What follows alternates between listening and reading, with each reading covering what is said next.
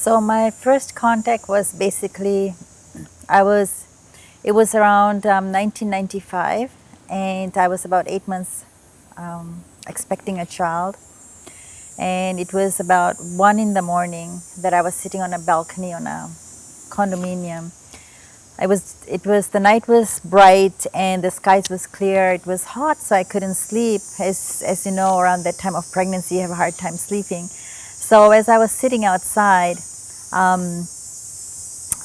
from where I was, you could basically see the CN Tower.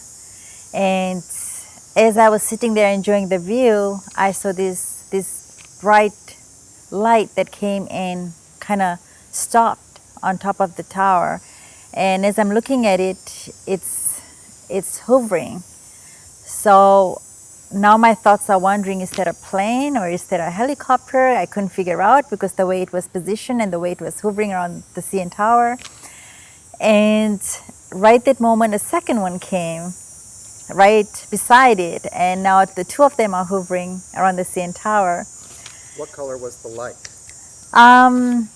The light was basically like a bright white light. It was a very it's like a light, but around it it's like almost like when you look at an aura around an object. It was kind of like that, but I didn't see any color, so it was like a white looking light. So it was a white light and it had a kind of halo energy field around it? Yeah, and it was hovering. And what color was the field of light surrounding it? I'm not too sure because it was pretty far away, but I didn't see any colors or anything else like that. Just basically I saw this light that came and it was hovering in So at the CN how far Tower. away were you from the CN Tower and that light, which is in Toronto? That is in Toronto. So basically the condominium that I was at, it's a couple of kilometers away. So when you were looking at the light, how big was it? It almost looked like a disc, like a circle disc. And because of the shape, it got me wondering that cannot be a plane or a helicopter.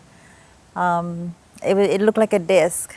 It was lit up, but I could tell that it didn't have any other shape, but just like a shape of a disc. So it's kind of oval shaped? Oval shaped, yes.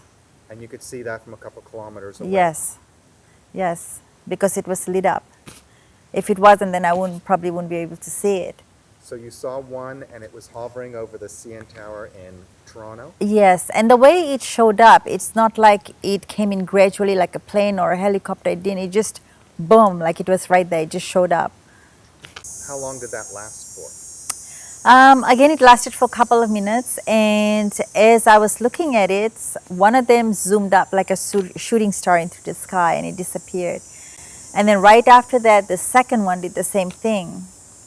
And that's when I realized, okay, this is something out of the ordinary that I'm seeing here.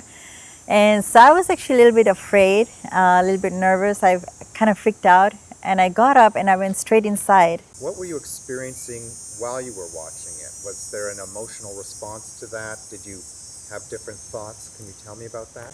Well, at first I was very fascinated and excited as to what I was seeing. But when it shoot off into the sky, I got really nervous and almost like scared because I didn't know what it was that I had experienced. Tell me what happened when you went inside your room. So I went inside my room, I lay down on my bed, and I was just in shock as to what I saw, and I was like, what did I just see? And I went to sleep almost as if like instantly I fell asleep. I don't know if the sleep was induced in me or it just happened. And next thing you know, I saw these beings who were standing beside me, and they almost looked like they were transparent. And I can clearly remember their face, the shape of the eyes, and the color. How did they come into the room? I don't know if they were in my actual room or I was taken, because I wasn't aware of the surroundings. All I saw was these beings who were standing beside me. Describe it in detail, exactly what you saw. So they were gray in color, and like I said, they looked like as if they were transparent, not like totally solid bodies. They had very big oval-shaped eyes. Can you Yes. describe them with your fingers? So it was oval shape and it was dark. How far back did the eyes go? Did they wrap around the head? Were they just in the front? No, it didn't wrap around the head, but it was pretty big, pretty wide to just cover the edge of the face. And tell me more about the facial details. The face details I don't really recall because the eyes were so dominant. So I remember the eyes and the color, grayish looking color, and the transparency of the body, like it was, I could almost as if it was transparent. There were three of them. They're very thin or slim build, very skinny arms, long skinny arms, skinny body. Head was, if you look at a shaven head, it was like that, very elongated kind of head they had. Was it angular? Was it just elongated? Can you describe it? Yeah, so it was angular, but the shape of the skull, or like if you look at a human without any hair, it was not that shape, but it was a little bit bigger. So it was bigger than the actual structure of the face. What else happened, and what else did you observe? How should I put it? When they were trying to investigate, no, when they were trying to examine my pregnancy. So, and how they were examining it was that I could see their fingers or their hands, basically, since their body looked transparent, as if it's going through my stomach. It felt like it was going right through. There was nothing stopping them. They didn't have a solid physical hand, but it was allowing them to go inside my stomach. And then what happened? And then I was saying to them, leave my baby alone, please leave my baby alone. I didn't like what they were doing. I said, leave my baby alone. Were you saying this out loud or in your head? It happened so fast. I don't know. I just recall saying that, whether it was in my head or out loud. If it was in my head, I know they can speak telepathically. So it's something that happened so fast that I don't recall if I was actually saying it with my mouth, but I just recall the words, leave my baby alone. What? Can you hear them at all? No, they didn't speak or say anything. So you had no communication? No communication. What else was going on with your baby? What do you think was happening? I don't know who these beings were. I'm not sure if they were trying to extract DNA from my child or examining a human baby. I'm not sure what they were trying to do. But with that experience, when I said, leave my baby alone, I came back sitting down on my bed and I was sweating. I was drenched in sweat and scared. So it was a frightful experience for you? It was because it's the first time that I have ever experienced something like that, and I didn't know what to make of it. So yes, I was scared because I didn't know who they were and why this happened.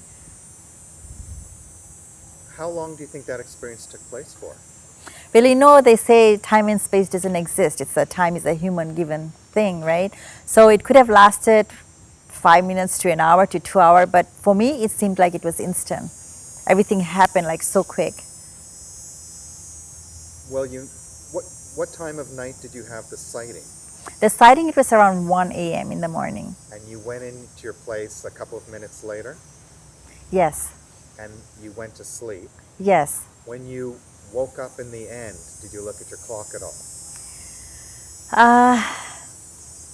Good question. Interesting. I know when I woke up, it was still before sunrise, so the sun hadn't come out yet, so it was still dark. Then did you go back to sleep again and wake up when it was bright again, or did you just stay up from that point forward? Well, I woke up very scared and I was very sweaty. I was drenched in sweat, and I didn't know what happened. And I just put it aside, and I went back to sleep. I didn't think anything of it. I just went back. To me, at first I thought it was a small one. It was a dream. So I just went back to sleep. So you thought it was a dream, yet you were aware that your physical reaction to Yes. the dream was an increased heart rate Yes. and excitement to the extent that your sheets were wet from sweat. Yes. I was very sweating and I was scared. You I went was back scared to a point where it actually happened. Like I could feel it actually happen and it wasn't just a dream. When you woke up, did you look at your sheets? Was there anything of any discharge or color or something that normally wouldn't be on the sheets? Blood? No, I didn't look at that. I didn't even come to my mind because I was still in that thought of what did just happen. And in my mind, I'm thinking, okay, it was a dream. But then something happened that caught my attention. As I woke up and I was lying down in bed, my lower abdominal area was very itching, as if something is there. And I was like, I didn't know what it was. So I went into the washroom and I lifted my shirt up. So right below my navel, there was 3 crop circles. What do you mean by crop circles? So when you look at a crop circle, like the picture in the fields, it's circular design. So that was under my navel. So I had a big one and a medium size and a small one. Were they in a line? Were they triangular? How were they? What was the relation of one circle to the next? They were circle and it was in a line. So it almost looked like if you see an instrument or a probe that has 3 needles or something going straight in, that's how it looked like. So it was 3 below my navel. You know when you see a wound, the circle inside had like a shading of brown. As if you were scraped and the brown was blood that was drying? Yeah, like a wound. Like it seemed like a wound. So it seemed like a fresh wound. Yes, but there was no blood or anything. It was just very itchy. When you say it's like a wound, would you describe it like when When a wound is healing, when you fall and scratch your knee and there's some roughness to it? yeah, like some this brown. That's how it looked. So each of them were brown, Yes. just within the circle. Yes, within the circle. Would you say it's a perfectly round circle, or it was just sort of circle-like? It was perfectly round circles. What happened next? So the circles were very itchy, and right away I looked at it and I'm like, this wasn't there last night. And I felt like it was from the experience I had last night. So I go to my father and I showed him the circles. And I told my dad what I had experienced during the night and while I was sitting in the balcony.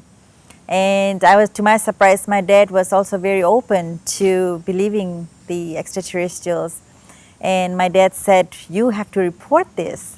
And I looked at my father, I said, I'm not reporting this because number one, they might take me, the government might take me and ask questions. On top of that, they might take my child to do experiments on it. So, and I don't know how I know that. I've never experienced anything like that. I have no idea what the government does with the extraterrestrials. I have none of that, but it was just an inner knowing that not to report it. So this is in your 8th month. Yes.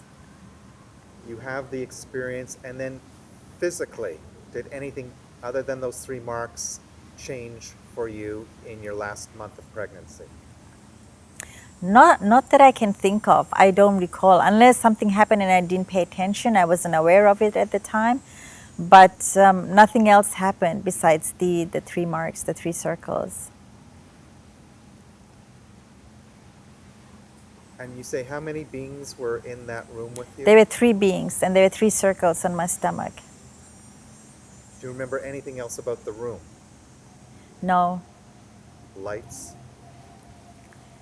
There was lighting because I could see them, but it just happened so instantly that there was no time to think or analyze or anything. It just there and here. When their hand went into your stomach, did you see any tools in their hands? I didn't see any tools. I didn't feel any pain. I didn't feel any contact, physical contact, like my skin coming into contact with their hands. I didn't feel anything, just the fact that I saw their hands. I could tell that it was going right through my stomach. It was the hands were transparent. So now you're left in your last month of pregnancy. Yes. It's normal. What happened when you gave birth?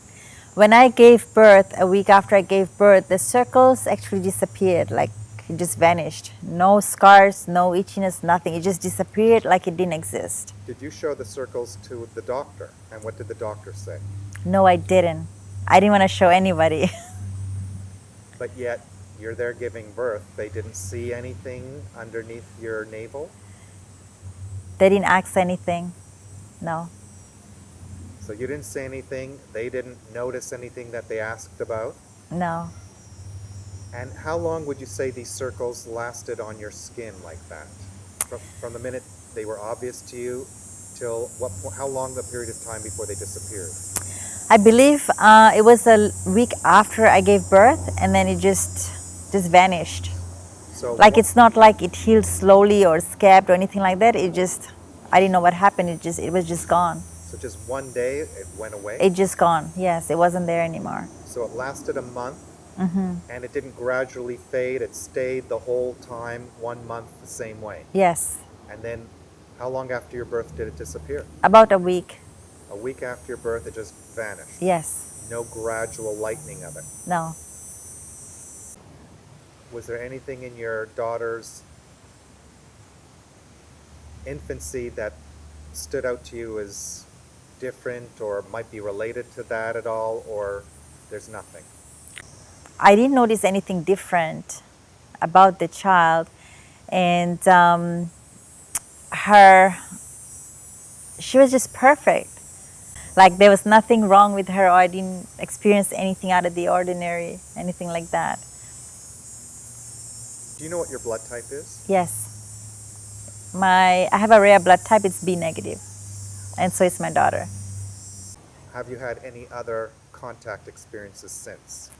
I always questioned if there was a clone of my daughter somewhere else, because since they were examining my pregnancy and the hands were inside my stomach, it left me with a big question mark till this day if there's another clone of my daughter outside of this galaxy. Because I don't know the intention of that, why it was taken. Maybe at some subconscious level I allowed it to happen.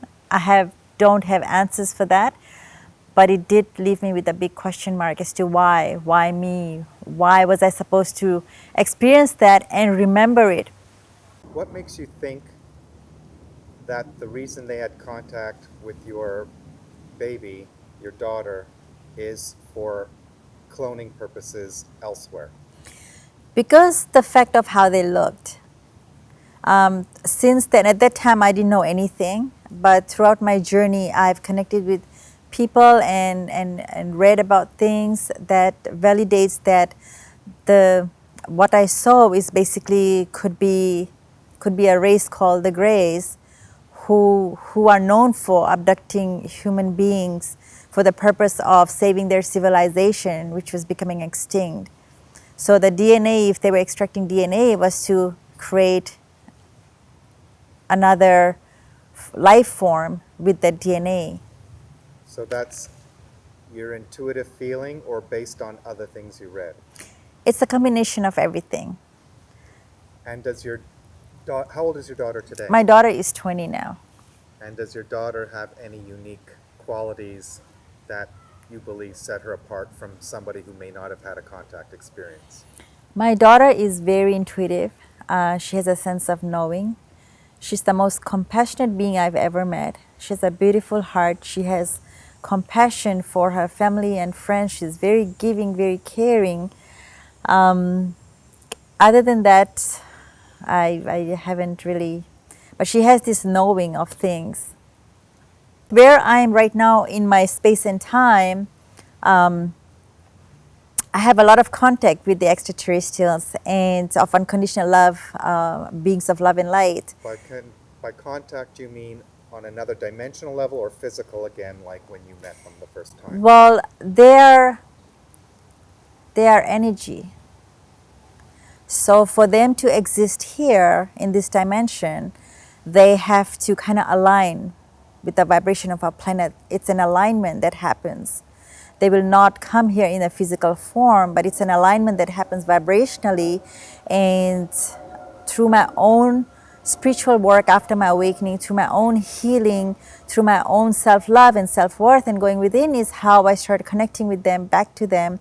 Because then when you have unconditional love within yourself and love for others, since they are beings of unconditional love, you connect with them on a vibrational level because you're matching their vibration. So these are the experiences you've had after that first contact experience when you were pregnant. Yes. They're experiences of expanded consciousness. Yes. Now, you're talking now that they don't have physical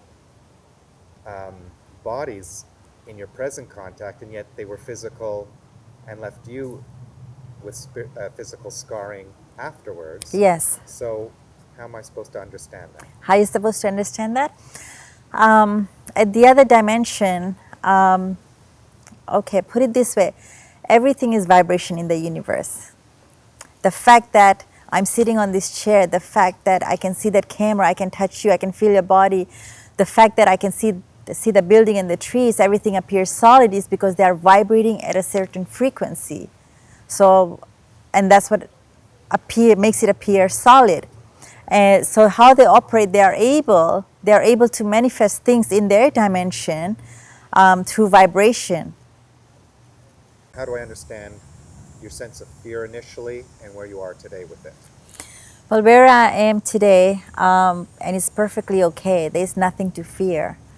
And I have an understanding and I have a knowing. And since my awakening, I have been in contact, and it has been a part of my growth and my spirituality and my healing. And so, yes, so if that was to happen to me again, I would be super excited and not have fear. This is the first time you're coming out to talk about your experience in Yes. a public manner. Yes. Can you tell me that and why? Based on what's happening right now on the planet and where I am at in my evolution, I feel like this is the time to share. This is the time to share and grow and evolve and help others come forth with their stories and their knowledge and their experience of their knowing of what happened to them. So I feel like this is the time, because I know that there's a lot of stuff that goes on in the media, and there's a lot of fear that's been put into people through the government, through the media. And I believe it's time to change that. It's time to make people aware of that there's more to this universe. There's more out there beyond what we can see or the human mind can perceive. There's more things out there, and it's not fearful, it's not harmful. They're not here to hurt us. They are unconditional being of love and light, and they're here for us. They're helping us, they're supporting us. And there will be a time in humanity when this planet will be shared with those beings. So that is my message for today. Thank you. You're welcome.